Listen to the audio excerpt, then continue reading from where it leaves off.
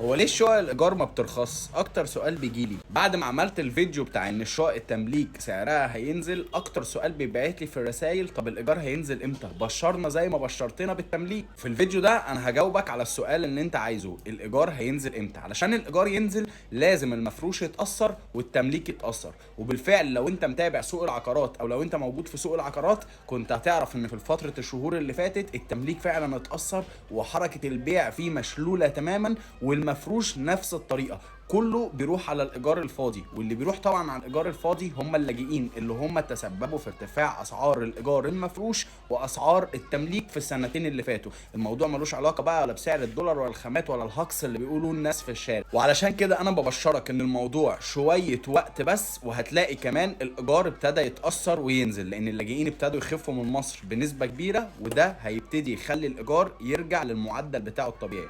الناس بقى اللي بتقول لك غير كده واللي بتقول لك ده ارتفاع سعر خامات ودولار ومش عارف ايه، كفايه هكس بالله عليكم. علشان انا عايز اقول لكم كلمتين، انتوا من غير اللاجئين في السنتين اللي فاتوا كنتوا وصلتوا لمرحله الفلس. ما كانش في حد هيلاقي ياكل، لان الشقق اللي اتاجرت ب 8 وب 10 وب 14 هي كان اساسها ب 2000 وب 3 و4، واقصى حاجه كان المفروش في 5. فانتوا استغليتوا اللاجئين اسوأ استغلال. بلاش تشغلوا دماغكم علينا وتقولوا لنا ان هو ده الطبيعي.